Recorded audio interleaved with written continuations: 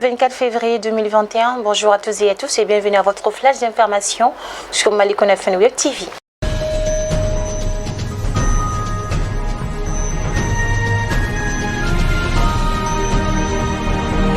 Le procès d'Amadou Aya Sanogo reprendra son cours ce jeudi 25 février prochain à la cour d'appel de Bamako. Dans cette affaire, le général Amadou Aya Sanogo et compagnons sont accusés d'enlèvement et assassinat, complicité d'enlèvement et d'assassinat de 24 éléments du régiment des Bérets Rouges dont les corps ont été retrouvés dans un charnier en 2013 à Diago. Rappelons que les victimes avaient établi un protocole d'accord avec l'État du Mali, dans lequel protocole l'État s'est engagé à les indemniser entre 15 à 40 millions de francs CFA selon les grades des victimes. Ainsi, selon une source, chaque famille de victimes aurait entre autres reçu un logement social à Tabakoro et un ayant droit de chaque victime a été enrôlé dans l'armée.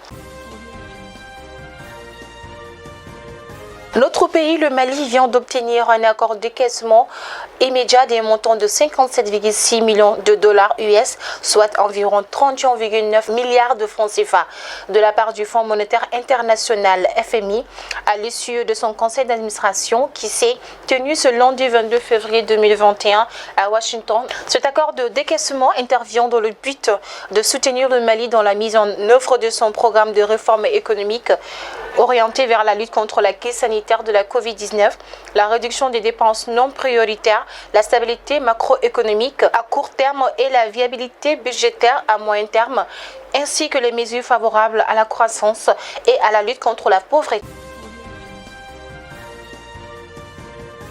Le dimanche 21 février 2021, le vice-président de la transition, en compagnie du ministère de la Sécurité et de la Protection civile, du chef d'état-major général des armées, de l'ambassadeur de France au Mali et du commandant de la force Barkhane ont effectué une visite à Ménaka dans la zone des 3 frontières.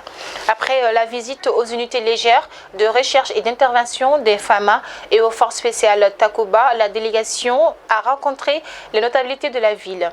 Nous sommes maintenant rassurés et confiants de ce que notre sécurité est au centre des préoccupations de nos autorités, ont laissé entendre les notabilités. Dans ces doléances, le gouverneur de la région de Ménaka a souhaité la mise en place des projets de développement local.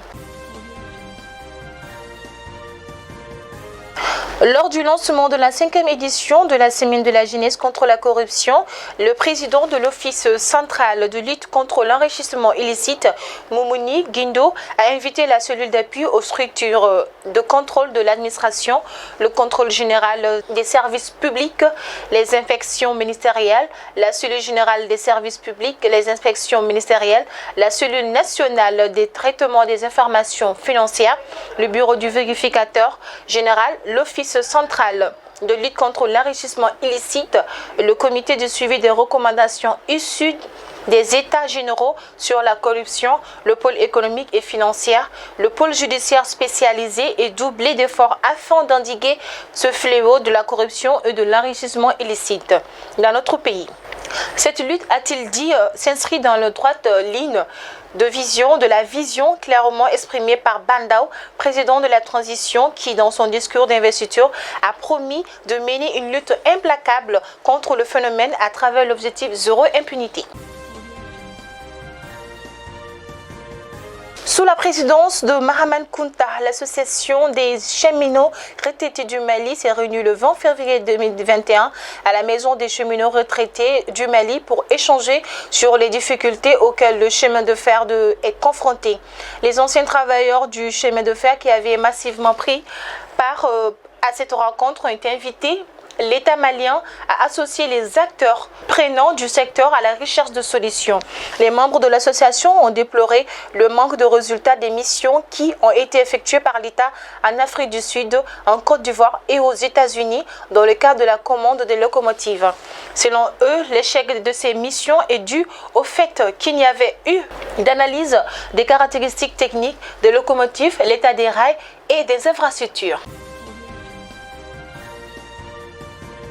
Dans la commune rurale du Mandé, le contentieux de l'autorité intérimaire qui oppose l'ancien président Nourou Telepili et Mamourou Keïta n'a pas encore connu la fin de son épilogue, alors que la Cour suprême, dans un arrêt en date du 16 juillet 2020, permet à Telepili d'obtenir une grosse. Le ministère de l'administration territoriale de l'époque avait contre toute attente intronisé Mamourou Keïta comme un nouveau président de l'autorité intérimaire. L'on apprend cependant que sur instruction de l'actuel ministre Maïga de l'administration territoriale, le préfet aurait demandé d'investir Nouroum Kelepeli à la tête de l'autorité intérimaire de la commune rurale du Mandé.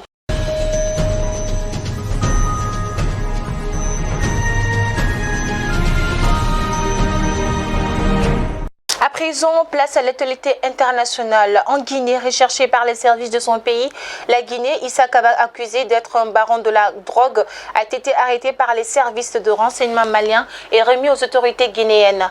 Arrêté le 17 février 2021 dernier, le nommé Issa Kaba avait, selon notre source, trouvé refuge à Sébenikoro, en commune 4 du district de Bamako. La chasse à l'homme avait commencé lorsque la brigade criminelle guinéenne a découvert 177 plaquettes de cocaïne dans la cuisine d'une de ses cachettes. Au Niger, après l'élection à la présidentielle du dimanche, la Commission électorale nationale indépendante a annoncé hier mardi les résultats globaux provisoires.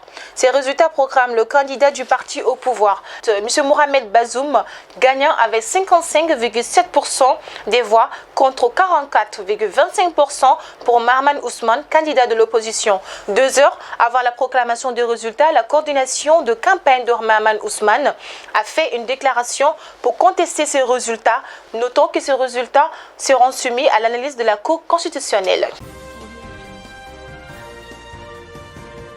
En Côte d'Ivoire, les autorités ont mis en place 2 commissions pour permettre aux apatrides d'avoir des papiers pour se réinsérer dans la société. Notons que les apatrides sont des personnes qui n'ont pas de nationalité ou qui, par manque de documents, peinent à trouver cette nationalité ou un lien avec leur état d'origine. Selon le Haut Commissariat des réfugiés, 1,6 million de personnes seraient dans cette situation d'apatride, sans acte de naissance, de certificat de nationalité ni de pièce d'identité.